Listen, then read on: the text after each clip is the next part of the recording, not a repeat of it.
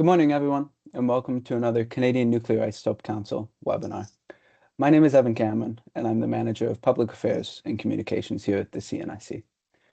Thank you so much for joining us today as we celebrate a really important anniversary in Canada's isotope story. On this day in 1951, the world's first ever cancer treatment using Cobalt-60 took place at the Victoria Hospital, located in London, Ontario, which is now part of the London Health Sciences Centre. This first therapeutic use of Cobalt-60 under the leadership of Dr. Ivan Smith was a critical development in the history of cancer care and was among the first of many milestones that led to Canada's role as a global isotope leader. In the decades since 1951, Canada's Cobalt-60 supply chain has expanded significantly.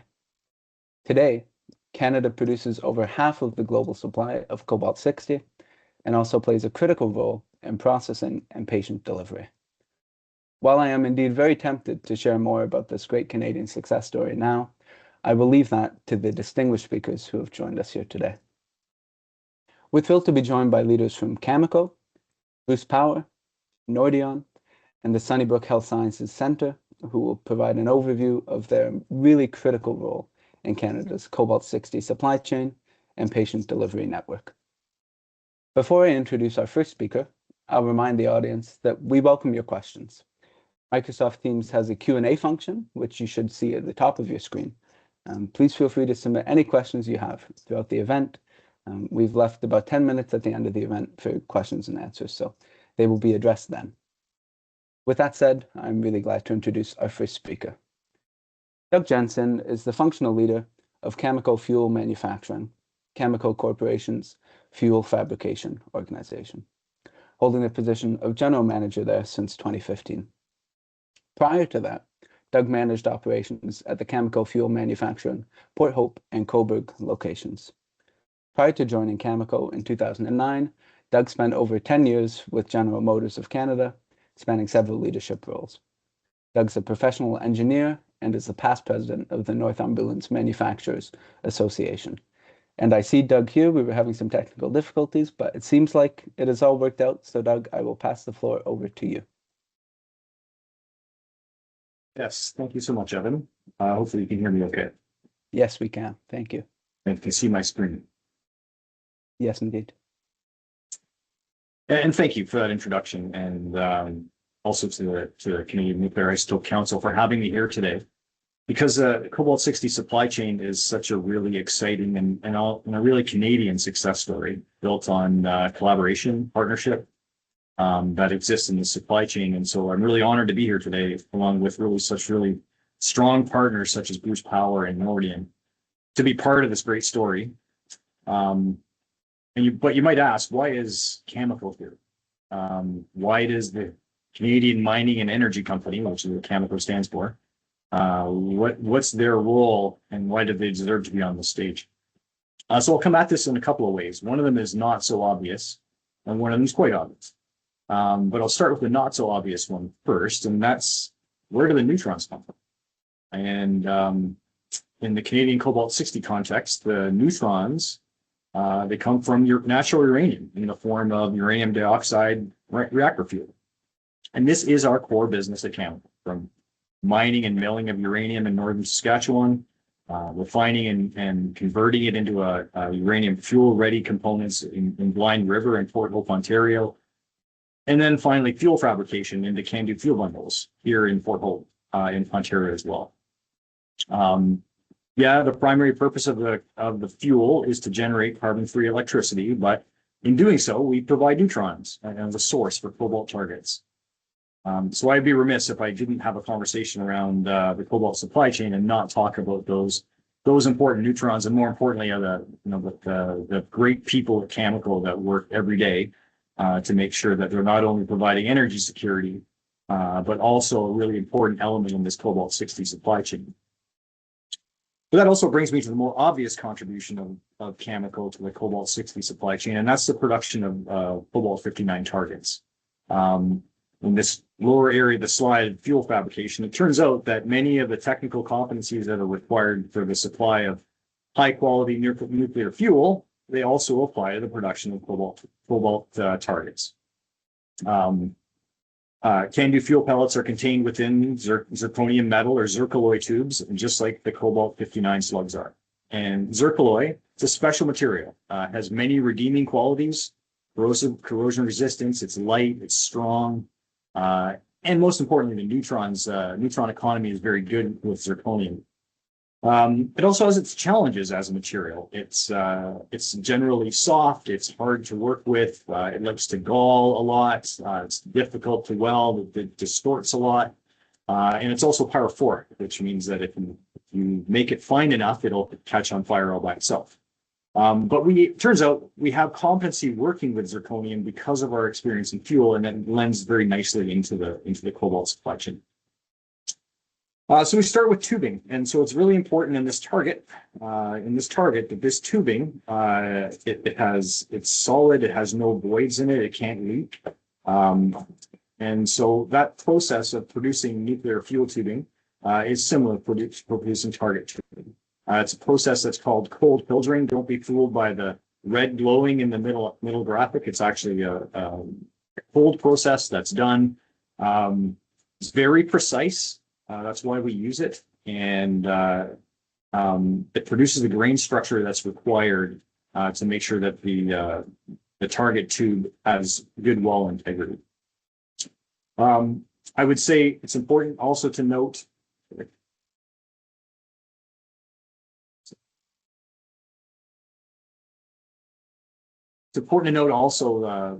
exacting quality standards. So the target tube, it's a very precise device. And so I've shown a bundle frame there, happens to be on a coordinate measuring machine, and understand that we build a lot of quality in with airproofing and inspection because we understand that in the nuclear business, the safety of our customers is assured by the quality of our products. So we spend a lot of time ensuring that the quality is built into the product.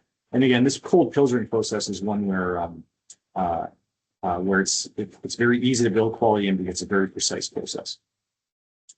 And so now that we have tubing, the next is to produce bundle frames and adjusters. And so this is Andrew. Andrew is a very skilled welder.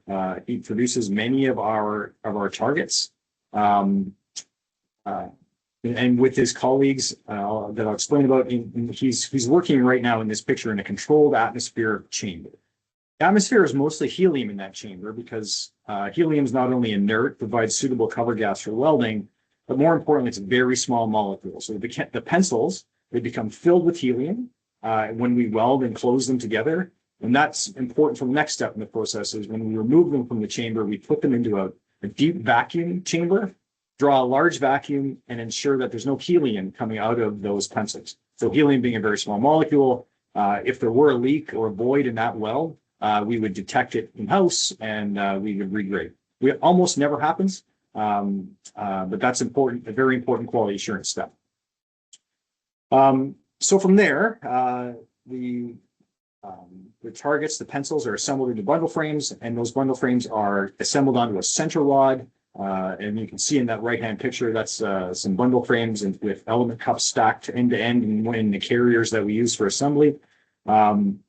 And from there, we take that adjuster assembly and hang it vertically. And again, with a very tight operating window dimensionally, we ensure that assembly is perfectly straight. So when it gets to the next stop, which is the nuclear reactor boost power, there are no issues with it, and it hangs exactly as it needs to be, intention built in the reactor. So thanks for your time. I'll now turn it over to Bruce Power to describe the next steps. Thanks so much, Doug. I will just briefly give Bryce's a kind of brief overview of Bryce's history before we jump in. But thank you so much, Doug, for that great introduction to the supply chain. Bryce Hoover is a mechanical engineering graduate, and he began his postgraduate career in the automotive industry. However, past experience at Bruce Power as a co-op student led him to transition to the nuclear industry in 2010, where he excelled as a nuclear operator, specializing in fuel handling at Bruce Power, before quickly rising to a supervising nuclear operator, where Bryce managed daily fuel handling operations. As the operations lead on Bruce Power's isotope production projects, Bryce's accountability and results paved the way for his current role as program manager, focusing on isotope production and projects. And with that, I will pass the floor to Bryce.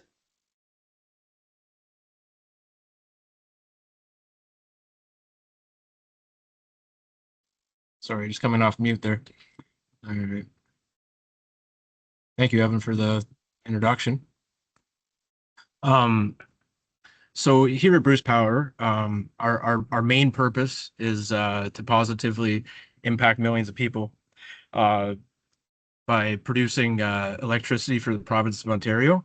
But we also take pride in producing medical isotopes for the world's healthcare industry. At Bruce Power, we produce 2 isotopes in our Bruce B reactors, Cobalt 60 and Lutetium 177. What's special about our reactors is their CANDU technology, so that we have a lot of thermal or slow neutrons, which can be easily captured and turn nuclei into isotopes. So adding that extra neutron, and sometimes those isotopes become radioactive. 2 of those radioactive isotopes that we produce are Cobalt 60 and Lutetium 177. Today we're focused on Cobalt 60. It's radioactive in a way that it gives off low energy beta as well as high energy gamma. And the high energy gamma is what is used in the medical industry for radiation therapy, for cancer treatments, and then also sterilization of medical equipment. So our process in-house looks something like this. So and another benefit of Bruce Power's CANDU technology is we have a long runtime between outages. We can fuel online, so we can reliably produce medical isotopes over a long duration of time with a short outage for maintenance, and then we're right back online producing isotopes. So during our maintenance outage, we extract our cobalt from Bruce B reactors. The way we do that is cobalt rods, or all those bundles or targets that were just shown there by Cameco, they're placed together in a long string and on a rod, and that rod gets lowered down into the reactor core, and by absorbing neutrons, that lowers our reactor power. So that's one of our reactor regulating systems, is our cobalt adjusters. So the further down we lower those rods in the core, the more neutrons they absorb, and the lower power our reactor becomes. If you raise them up, then that helps raise reactor power. So during an outage, what we'll do is we'll take off you can see here, there's basically like a mechanism here. It works like a pulley. So there's a cable at the top of the cobalt rod that as if you turn that pulley system clockwise, it raises the rod up out of the core, and then counterclockwise down and into core. So we'll take that pulley system off, and we'll attach the cable that's at the top of the cobalt rod to this flask. This flask is a large cylindrical flask that we can pull the rod all the way up into, and it's sealed at the bottom, and that now the rod is encased in about 8 to 12 inches of lead and concrete to protect workers from the radiation, that gamma dose that I talked about. Reactor maintenance then hands that flask over to operations. Operations then takes over, and this is in our secondary base. This is where we store radiated fuel for an extended period of time. It's also where we do our cobalt processing. So the flask is transported and stored on the side wall of the secondary radiated fuel bay until it's time for processing. The water in the fuel bay provides shielding from radiation while workers process the cobalt rods. So there's 22 rods that end up coming out of each reactor unit during an outage, and they're stored along this rack. You can see a rod coming down out of a flask here. This works like a trough. So there's a hole in the ground here, and then there's a trough that lowers that the rod can lower down along to into the water, and then operators can take that cable from the flask and place the rod onto the stand here. That's what happens during outages. We remove a rod, and then we also place a fresh cobalt rod down in the core. So my next slide here, at the same time, another team is prepping a new Cobalt-59 adjuster rod to be installed in the core to produce the next batch of Cobalt-60. This is a picture I took of reactor maintenance. So now that flask is gone. It's over at the secondary bay. It's in operator's hands to store the rod down into the water. And now we lower a rod down into that empty hole now on top of the reactor core with fresh Cobalt-59. They'll do visual inspections just to make sure there's no foreign material or anything else that's going down in with the rod. They'll look for straightness, etc. Each rod has up to 22 bundles. I think I said 22 rods. There's 24 rods, and there's up to 22 bundles on each rod, and they're different sizes for a reason. Our calandria, our reactors are shaped like a cylinder, so you want longer rods in the middle because there's a longer distance to travel down to the bottom of the core, and then the rods on the outside, they have less bundles on them. They're about 12 bundles on the outside. So if you put these all together, you'd make me, it's basically a circle that you're looking at, and there's banks of rods that go along the reactor core, along the cylinder of the calandria. So there's two types of Cobalt-60 rods now that we make. Originally, it was only LSA cobalt, low specific activity. Recently, I believe it was 2017, we started swapping out some LSA rods for HSA. HSA is the idea behind HSA is, if you have a look here, these pellets are LSA pellets. So you can imagine neutrons that are hitting the outside of this pellet.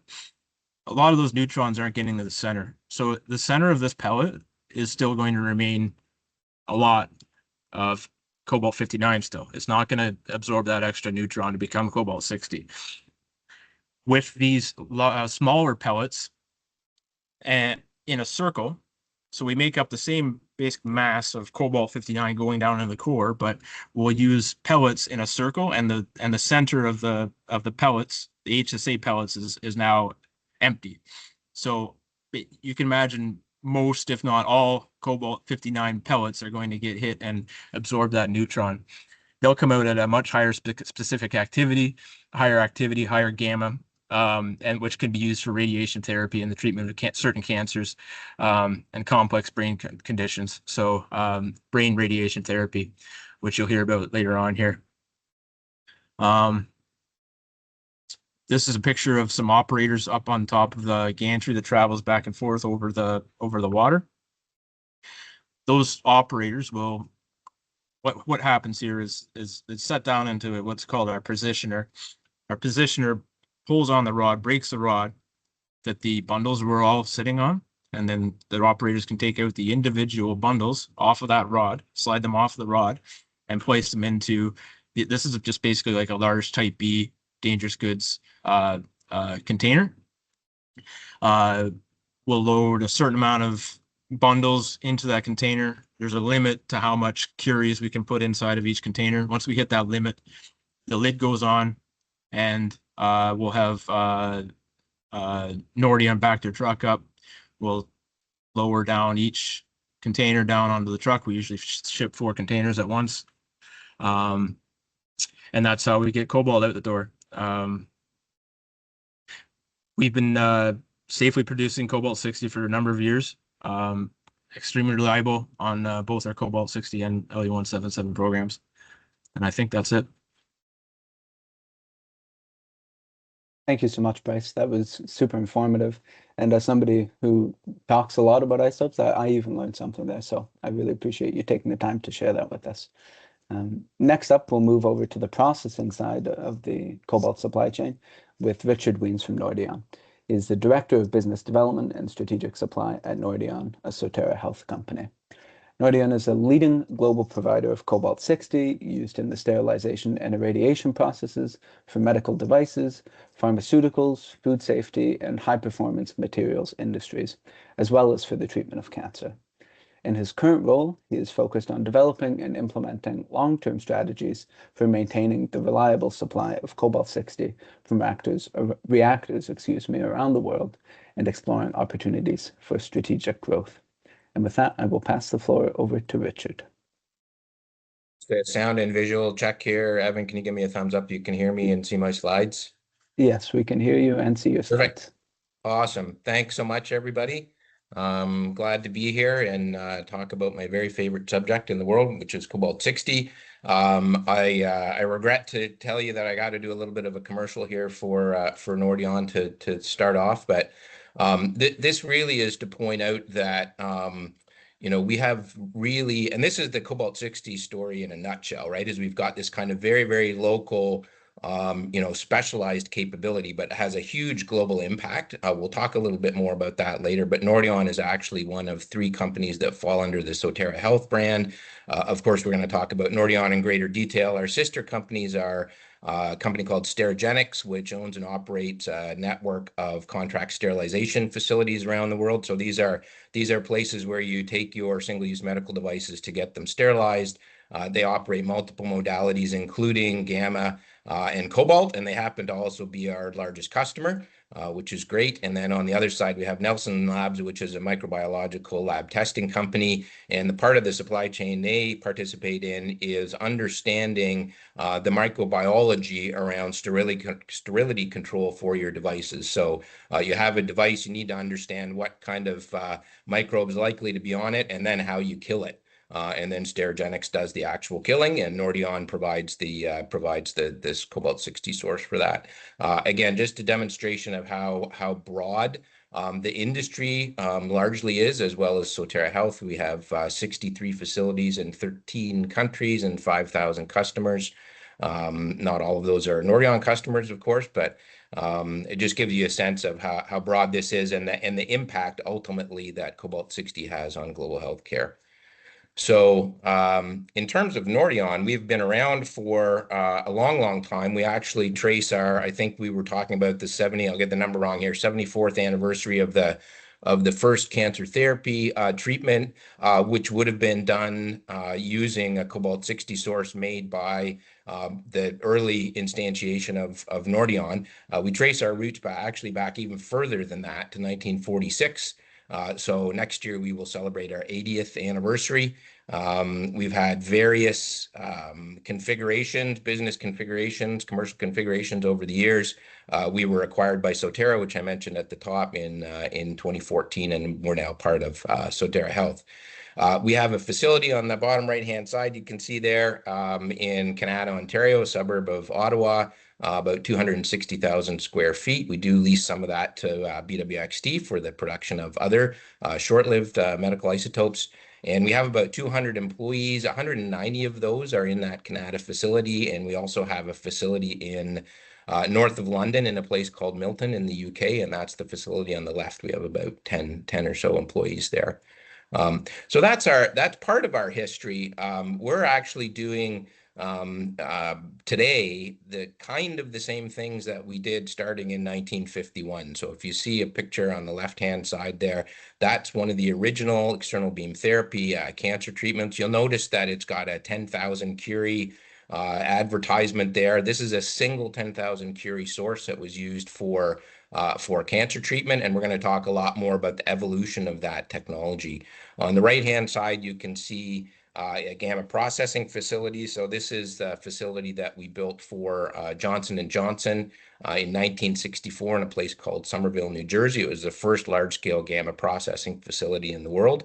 And we're still effectively doing both of those things today in a much different way and in a much larger way, but so this is really what we do, and this is kind of where we fit into the supply chain. I have a sort of production process graphic next, and a little bit of that's already been covered, but let me talk about where those Cobalt-60 sources get used. On the left-hand side there, you can see our sort of bread and butter product is a thing called a C188 double encapsulated sealed source, Cobalt-60 source. primarily used for single-use medical device sterilization, but I'll talk about some of the other applications in a minute. About 30% of the world's single-use medical devices, so this is anything you get in a blister pack, open in a clinical setting, use once and then throw away. About 30% of those, so 1 in 3 globally, are sterilized with Cobalt-60. A lot of that cobalt comes from the province of Ontario. It's more like 40% in the US, and that equates to roughly 16 billion devices every year that are sterilized with gamma in the US. If you go over to the far right-hand side, and Dr. Segal will talk about this in greater detail later, but we also produce medical grade cobalt. Bryce talked about HSA, or high specific activity cobalt. We produce that for medical sources, primarily for devices like the Elekta Gamma Knife. And again, you'll hear a bit more about that later. And then in the middle, those gamma processing facilities, are about 300 of them around the world. We built about 130 of those so far, and we continue to build those, but that's a much smaller but no less important part of our business, is that it's kind of design, fabrication, installation, commissioning of those large-scale facilities around the world. So back to all of the wonderful things you can do with cobalt. We've talked about sterile single-use medical devices, which is the primary use, but you can also do, treat food, treat spices. Spices are incredibly dirty from a microbiological standpoint, so you need to treat them. Pharmaceuticals. If you go down to the bottom, many people don't appreciate this, but all of the cannabis that's produced in Canada is legally produced in Canada, is treated with either gamma or electron beam, because it's very susceptible to mold and fungus. And of course, nobody wants to ingest that, so it's given a good dose of radiation to remediate. And then the last one there is around changing the properties of materials. So you can actually induce material effects in things like heat shrink tubing, or the piping you use for radiant floor heating, or automotive parts, or these kinds of things. And the idea is that radiation will actually strengthen the polymer so that it's more resistant to heat, or to chemicals, or those kinds of things. And then the last application I wanted to talk about, that's not actually even on here, is something called sterile insect technique. So if you've been following the news, you would have heard about a resurgence of a horrible sounding thing, and it is horrible, called the New World screwworm, which is something that infects cattle. And this was actually eradicated in I'll get the dates wrong here, I think the 70s and 80s, using an approach called sterile insect technique, where you take the male of the species of concern, of the insect concern, and you give them a very small dose of radiation in the pupal stage, and not enough to kill them, but enough to render them sterile. Rear them to adulthood, and you literally drop them out of the back of a plane. They mate, but they don't procreate. So you can wipe out an entire species, basically, by doing that. And we're actually starting to see a resurgence in interest, because for whatever reason, this particular pest has come back in places like Mexico. So there's an interest in that. So, and then there's a whole big long list of other even more esoteric applications of Cobalt-60, but that gives you a sense of the breadth of application here.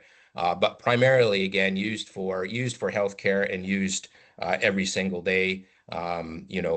Billions of medical devices every year, and tens of thousands of patients treated that way. So I won't go too far into this process. Or try to cover the parts that have already been covered in detail. Let me just say, the slugs, Bryce pointed out the slugs and the pellets. There's a fair bit of secret sauce that goes into making those. We actually use a company in Europe that does that, as it developed those techniques. But high purity, lack of voids, all of those kinds of things, very important to get that right, and have a sustainable and responsible supply chain for the Cobalt-59, because not all of them are. Again, we talked about the process of getting those into targets, into bundle assemblies, into adjusters, getting them into the reactor. We produce cobalt both at Bruce Power and OPG's Pickering, and now Darlington site as well. So those processes are all the same. And quite frankly, even if you're producing in non-CANDU reactors, the process is pretty similar. I will emphasize something that Bryce said about thermal neutrons. So thermal or lower energy neutrons are really, really good at activating things, particularly cobalt. And that makes the CANDU the best machine basically for producing cobalt in the world.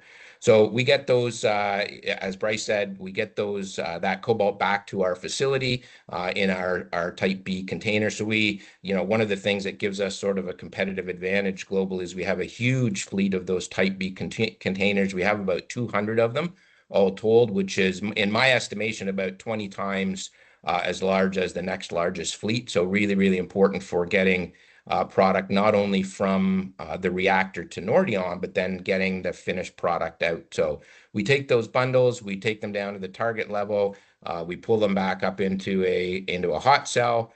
You can see an operator here using a hot cell to take the slugs out. We take 16 of those slugs, put them in a stainless steel capsule, do some welding, put them in another stainless steel capsule, do some more welding, and that gives us our finished product, which is that C188. Which we ship out around the world to about 40 countries in the smaller version of those Type B containers that we have. This is just a cutaway of an irradiator that shows you sort of the scale. If you go look over to the left here, those are actually stairs for somebody to climb up and depalletize product that's in its final packaging. It gets conveyed inside the irradiator. All of those C188 Cobalt-60 sources are held in a pool of water for shielding when they're not in use. When they are in use, they're pulled up into the middle of this room, which is effectively a big bunker with 6-foot thick concrete walls and a ceiling.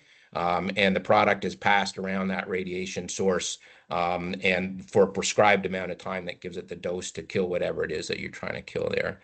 I'm not going to talk a lot about this because Dr. Segal will cover this, but we're very, very proud to be a supplier of HSA Cobalt-60 sources for both the Electa Gamma knife, which Dr. Segal is going to talk about in greater detail, and a device called the Gamma Pod from Excision, which uses the same kind of principle, but it is specifically for breast cancer treatment as opposed to head and neck diseases.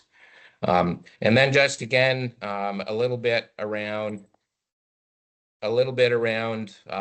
what we're doing to increase the supply of Cobalt-60 for the globe, right? We already have Pickering and Bruce Power providing Cobalt-60. We have a large project at Darlington to convert those 4 reactors to produce Cobalt-60. There are already adjusters, Cobalt-60 adjusters in 2 of those reactors. We recently had a project with Bruce Power to bump up the amount of cobalt in those 24 adjusters that Bryce talked about before by a little bit, but a little goes a long way, and we expect to see the results of that in 2026. Of course, we continue to talk to OPG about the potential to restart cobalt production at Pickering after those reactors are refurbished into the early 2030s, and we also have a large project in the US to develop technology for production of Cobalt-60 in pressurized water reactors. So the pictures to the right here are the positioning device that's used to actually position the flask over the RM deck. And Bryce showed you some pictures of the Bruce implementation of that. Here it is installed in one of the units at Darlington. And then this is a picture of the flask, which is in the midst of factory acceptance testing at the moment. And I think that's it. And I only went about 2 minutes over time, I think. So that was excellent, Richard. Thank you so much. Very informative as always. Before I introduce our next speaker, I just want to remind everyone who's joined us today that we do welcome your questions. We have a nice bit of time at the end of the event for some Q&As. So feel free to use the Microsoft Teams Q&A feature that should be on the top bar of your screen there. We'll take any questions you've got. We're always happy to take them. So I will now pass the floor to our next speaker, Dr. Arjun Segal, who is an international leader in high-precision stereotactic and adaptive radiation to the brain and spine for both metastases and primary tumors.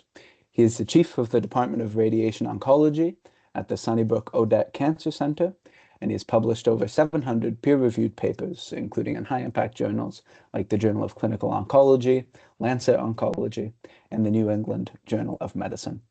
And with that, I will pass the floor to Dr. Segal. Okay, great. Evan, can you see my slides? Yes, we can. Okay, perfect. Okay. All right. And in presenter mode, you're good? No, it's not in presenter mode, Okay, hold on. but we can see them. Okay, hold on. There we go. Okay, we should be fine now, right? It's still the same, but we can see them. So it's Okay. good with me. So, okay. Okay, so why don't we hold on, let me try this. We'll just go with this way then. Okay. Okay, so it's a great pleasure and honor actually to talk to you about brain radiosurgery with Cobalt 60 gamma knife. And again, I'm at the Sunnybrook Health Sciences Center. Just my disclosures. Okay, so who are we at Sunnybrook? So Sunnybrook has become Canada's busiest radiotherapy center. We're a comprehensive cancer center with radiation oncology, medical oncology, surgical oncology. We give a lot of chemotherapy, a lot of radiation, complex surgeries. But ultimately, one of the areas that we've grown over the last decade has been in the radiotherapy department, where we treat about 8,000 patients per year. So we're a large group. It takes radiation oncologists, medical physicists, radiation therapists, all working together to deliver radiation. We have 12 linear accelerators. And what a linear accelerator is basically the delivery of X-rays, but we have some special units. And one of the units which we'll be focusing on is on the Gamma Knife Icon, which is a Cobalt 60 based system. Now, what is brain radiosurgery? So brain radiosurgery really refers to a high dose of ablative radiation, so radiation that can kill cancer cells, that's delivered to a target, localized in 3 dimensions, and it has to be ultra precise. So we're talking about no greater error than maybe 1 to 2 millimeters in all directions, and we give it in usually up to 1 to 5 treatments. So the technical principles, and you'll see how it has evolved over the years, is that you have to ensure that you can see the tumor in 3 dimensions, and that's where MRI comes in. You have to make sure that the patient doesn't move at all, and that's where we traditionally used what we call an invasive head frame, but that technology has changed to allow for a greater number of patients to be treated, and you really need a dedicated, accurate system, and the one that we chose to invest in was called the Gamma Knife. Now, the Gamma Knife has been around for many years. Lars Leksell was really the pioneer of radiosurgery, where he developed from an X-ray system into what you see on the right, which is this kind of helmet where the Cobalt 60 sources are housed. And ultimately, what this machine does is it delivers pinpoint radiation. So this is just a schema. And within the head of the machine are the 192 high activity Cobalt 60 sources, and each of them is emitting a beam of radiation that then pinpoints in the brain where the target is and delivers what we call a shot of radiation. And what you see here are a couple shots, all tailored to where the tumor is and depositing radiation dose that can effectively kill the cancer and treat the entire target. And this is an exquisite system. And this is essentially the one that we believe was appropriate for our practice. Now, let's get into a case. So this is a 50-year-old female, breast cancer, really she was living for many years, and 6 years later had a seizure. And what you see here are 2 lesions in the brain, and these are brain metastases. So the breast cancer spread to the brain, but just in 2 spots. Now, when I came here 17 years ago, a lot of people would have treated this with whole head radiation. But I had learned when I was in San Francisco to use specialized machinery called a Gamma Knife and treat with focal radiation. And here's the patient that I treated, and here she is 10 years later. So never had a recurrence, doing great, and I avoided what we see as whole head radiation. So to treat an entire organ for just 2 spots doesn't really make any sense. And we never did it anywhere else, but we never had really that equipment to deliver the treatment with ease. So over the years, in particular over the past 15 years, we really have phased out whole brain radiation and replaced it with radiosurgery. So again, radiosurgery, focused radiation in the brain. So who gets it? So malignant tumors, as we mentioned, brain metastases. Sometimes there are primary tumors like a glioblastoma, like what Gord Downey ultimately died from. And sometimes it comes back and we just need to focally zap it. So we do treat primary tumors as well. There's a number of benign tumors where we have changed the complete trajectory for patients, in particular hearing nerve tumors called acoustic neuromas. Before they would have significant surgery, now we zap them. And excellent long-term control rates, 90 to 95%. And then there are various neurologic conditions. And this is something different. So this is where we use focused radiation and very high doses of radiation and pinpoint radiation in order to treat conditions like trigeminal neuralgia, tremor, epilepsy, and I'll show you one which is called obsessive compulsive disease. So here we target very eloquent areas in the brain. We deliver a huge dose of radiation. It has to be extraordinarily pinpoint, and you can see the lesion that we made in this very special part of the deep brain. And this can improve some symptoms for patients who suffer from intractable obsessive compulsive disease. So not just tumors, but various conditions that we can treat as a result of having technologies that's Cobalt-60 based like Gamma Knife. Now, traditionally, we've immobilized patients with what we call a stereotactic head frame. And it looks painful, and it is. You know, there are 4 screws in the outer table of the skull. And this really limited us in terms of how many patients we could get through onto a unit. And that's why we welcomed the change in the technology that allows us to use a simple mask. So through image guidance and motion monitoring, patients can come in and out of focused radiation with ease. And nobody really wants to have that head frame put on, and now you don't need to. And that's the evolution of the technology. So what does it mean for patients? Because we still treat the majority of our patients are treated with brain metastases. That's about 50% of the patients that we treat. And again, when I showed you that example of just two spots, well, now we're talking about 30 spots, sometimes 40 spots. And you can, but you don't want to put that head frame on and have a treatment over 6 hours. You want people to be able to come and go and get a few spots done per day and get through the entire brain.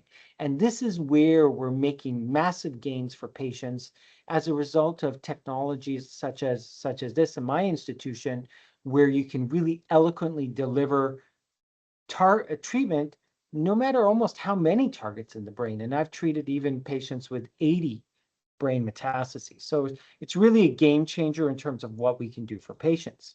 Now, it's not that you always have to have a dedicated instrument like a Gamma Knife or a Cyber Knife or whatever system. We've been using X-ray based systems for years and our normal units.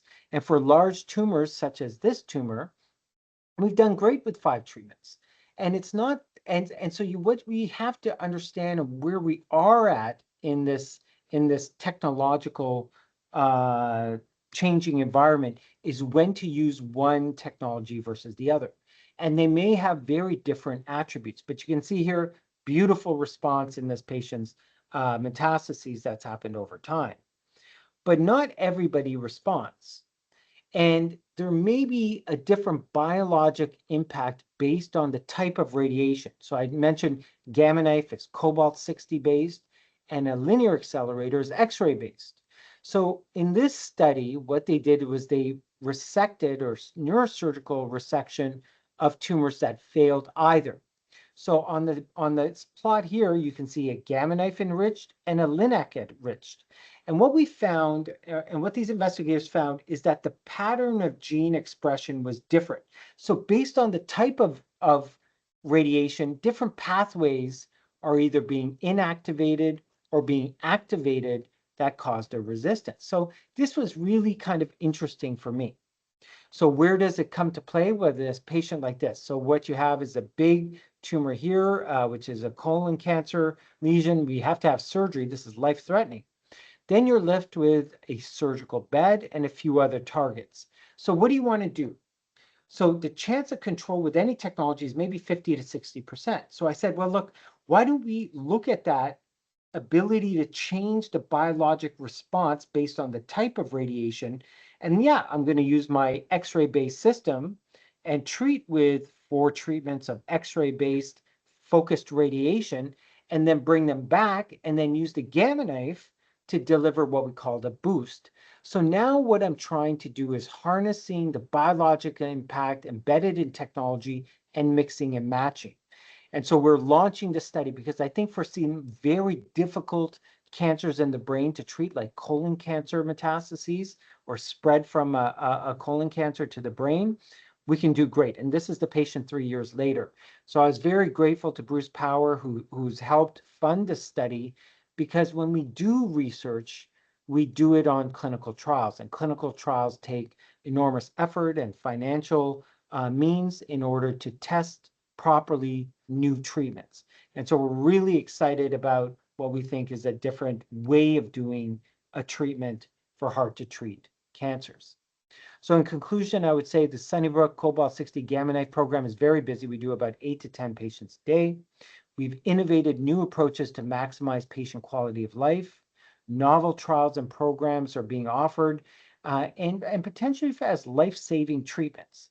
And we treat a variety of benign and malignant tumors and largely phased out whole brain radiation as a result of a lot of the work that we've done here to make treatment better for cancer patients. Thank you.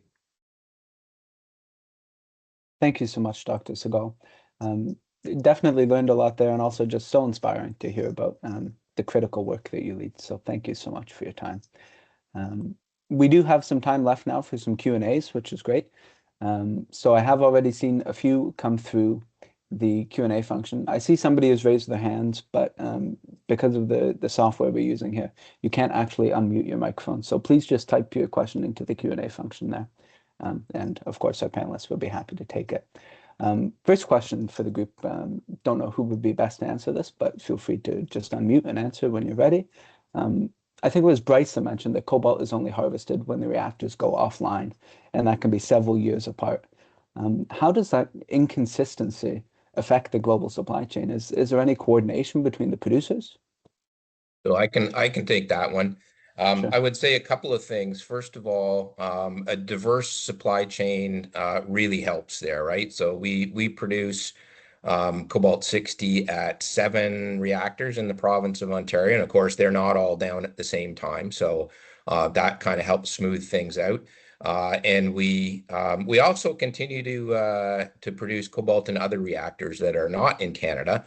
And those reactors are actually able to harvest while they're on power. So you get not as much cobalt, but you get sort of a more even flow. But if you add all of that stuff together, then you can kind of mitigate that. But that's honestly one of our kind of go forward challenges as the reactor operators go to longer and longer cycles, which they want to do, of course, because they're in the business of producing power.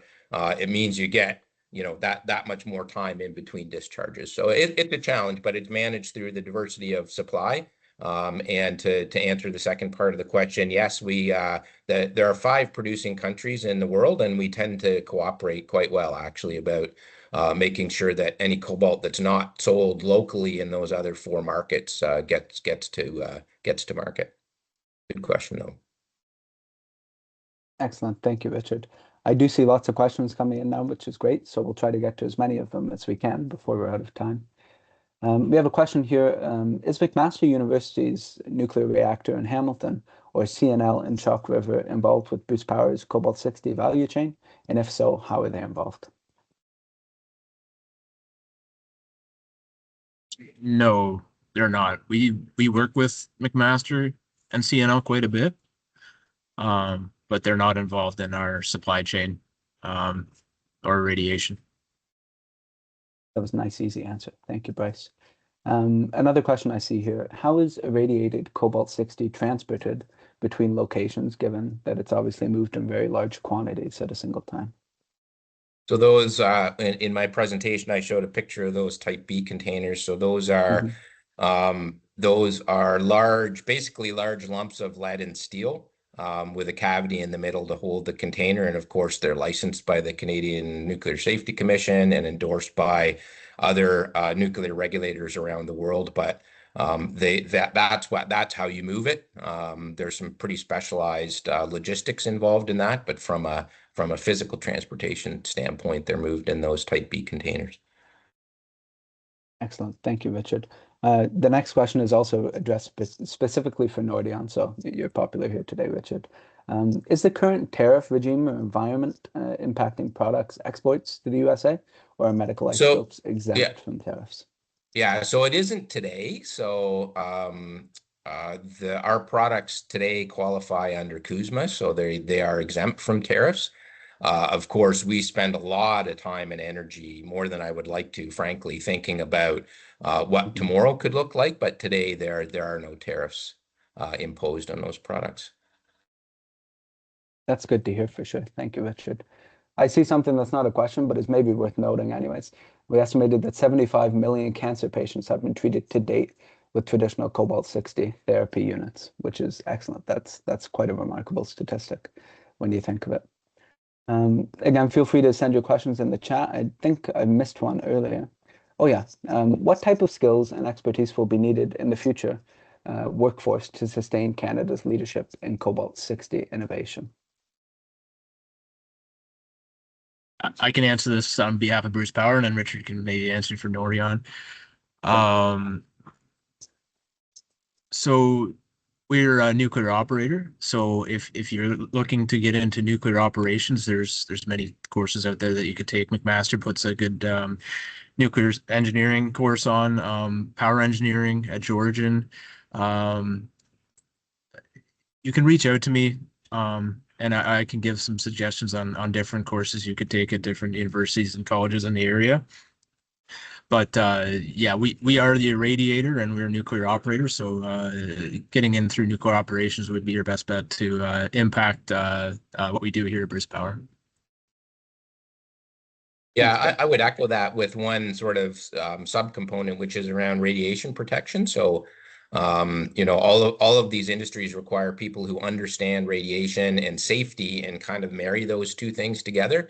And it's critical both for what Bryce and others do at Bruce Power and for what we do as well. So there's a pretty broad variety of skills in nuclear, but that's one I would point to in particular, where it's challenging to. There are good programs. Algonquin has a good program in their Pembroke campus for that. I know there are other programs, but that's one of the spots where we have trouble. Thanks, Richard. I think we have time for one more question.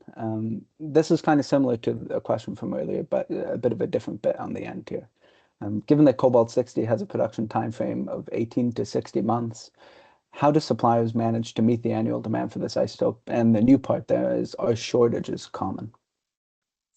So I would say, I mean, it's a challenge, and we have a lot of people thinking about that, because if you think about those timeframes, we have to figure out how much cobalt we're going to need in 18 to 60 months, so that we can, or 10 years, frankly, because it takes a long time to get these expansion projects off the ground. But that's really the challenge, is keeping your growth kind of in line with the demand, your supply growth in line with the demand. But we do have folks. So there's a team at Nordion who's exclusively focused on long-term supply and managing those things. And around the world, people have similar kind of programs. So there's a lot of effort being put into making sure that there will be enough cobalt for decades to come. I think the good news is, particularly in the CANDU space, of course, these refurbishment programs mean that these reactors are going to operate for a long, long time, right? And that means that gives a lot of a lot of confidence to the broader market that there will be enough cobalt for both medical device sterilization and ultimately cancer treatment as well. Thanks, Richard. Thank you to all of our wonderful speakers for joining us today. I think this has been really insightful. Thanks to all of you who have joined us today as well. But before we conclude, we would just like to share a few other opportunities to get involved with the CNIC coming up. It's our busy time of year here at the CNIC, so there's lots going on.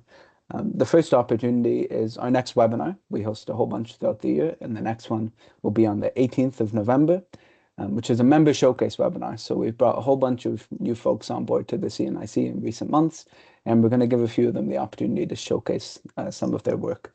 So you can scan the QR code in the top right there and register for that next event. We look forward to that, and think there's a lot to learn about some of the really interesting organizations that have come on board with the CNIC recently. Next up is an event that we're hosting in partnership with the Economic Club of Canada, which is very exciting. Isotopes for Hope, Canada's 2030 Promise. As the description says there, we'll explore how innovation and collaboration are driving Canada's isotope leadership. We don't want to spill the beans too much, but there will be some talk about the next phase of our Isotopes for Hope campaign, which is obviously centered around our goal to double isotope production in Canada by 2030. So we'll be joined by the chair of our board, James Sconiak, and hopefully some other exciting guests as well. So we encourage you to join us. Tickets and tables are available through the Economic Club of Canada. And last but certainly not least, we were thrilled to announce earlier this month that the Canadian Radiotheranostics Leader Summit will be returning in 2026 to Toronto on May 25th and 26th. Last year, we had about 420 leaders from across the country and around the world join us in Toronto for 2 days of really insightful and really important discussions.